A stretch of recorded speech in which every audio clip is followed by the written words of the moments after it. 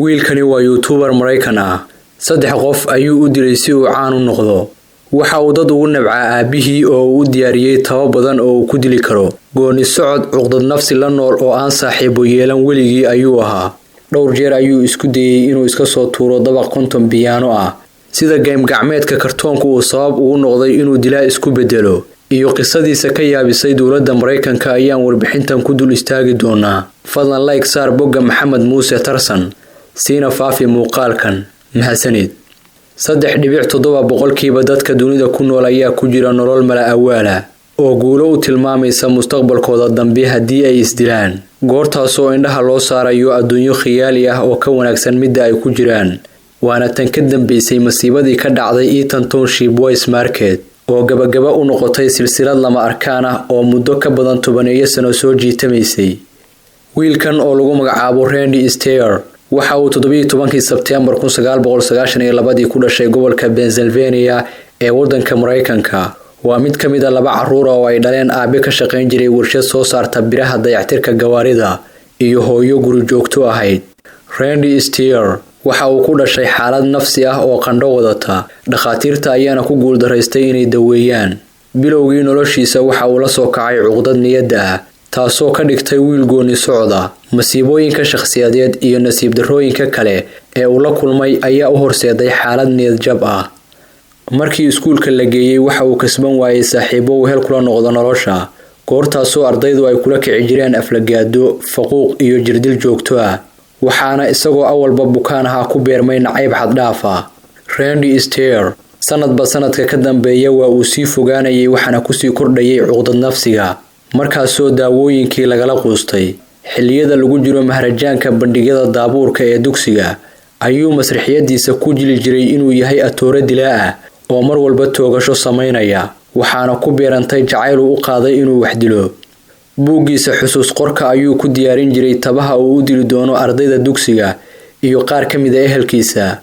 Waxa uuna dad ugu nabcaa aabihii oo u dejiyay qorshayaal kala ah inuu koronto ku dilo ama inuu sun siiyo ama xataa inuu madaxa ka toogto. Balse waxa uu ku fikiray in hooyadii ay niyad jabi doonto haddii uu ka takhaluso aabihii oo ay aad u jeceshahay. Sanadkii 2009 waxa uu furtay kanaal YouTube oo uu ku qortay Andrew Blaze oo ah magac been abuur ah kaasoo uu soo gelin jiray muuqaalo naxdin leh oo badan sida isagoo gowracaya ay lugaha ka goynaya bisadaha ama silcinaya raha iyo masaska. Muuqaalada dhamaantood waa laga saaray YouTube sabab ka dhalatay sharciyada YouTube oo marba marka ka dambaysa sii adkaanayay iyo dib u eegis lagu sameeyay dhaqankiisa wuxuushnimada leh. 2014 waxa uu bilaabay inuu ciyaaro game kartoon ah oo lagu magacaabo Danny Phantom oo ah ciyaar gacmeed la ikhtiraacay 2004 kaasoo ah taxane majaajilo Mareykan ah oo lagu xusayo wiil hore shil ugu geeriyooday. Game-kan ayaa ah mid cabsi leh oo ay ku jiraan kartoomo koox isku difaacaya, xasuuq ba'anna isu geysanaya. Waxa uuna joogteeyay ciyaarista dheel gacmeedkaasi oo markii dambe uu aaminay inay yihiin Ilaahi isaga abuuray. Waalidkii ayuuna isku dayay inuu ka dhaadhiciyo inay la caabudaan game-kan taasoo ama ka ku noqotay hooyadii. Casharadii uu ka soo dheegtay game-ka Phantom iyo cuqdad nafsigii uu qabay ayaa ku beeray inuu dejiyo qorshe 5 sanadood socday oo uu isku dili lahaa. Markaasoo uu ka carooday sababta uu caan u noqon waayay ama dadka wadada maraya ay u garan la'yihiin maadaama ay in badan oo ka mid ah daawadaan YouTube-kiisa.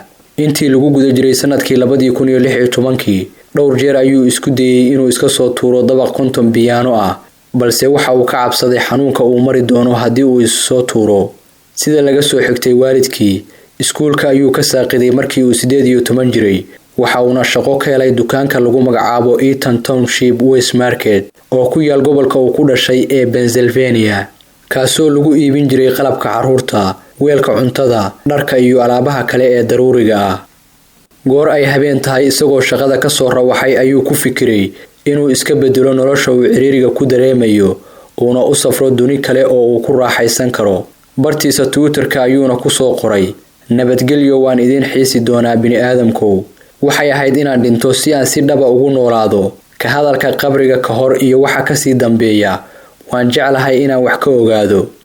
Muuqaal uu isla habeenkaas soo geliyay bartiisa YouTube ayuu xarash iyo madax u tuuray inuu isdilo ama inuu dad badan dilo waxaana u soo baxday inuu toogasho wadareed sameeyo. wax yar ka hor kowdii subaxnimo xilliga Ameerika, Randy Steer ayaa gurigooda ka soo kaxaystay gaarigiisii, wuxuuna degdeg ku tagay isagoo hubeysan Eaton Township West Market oo ahaa dukaankii uu ka shaqayn jiray.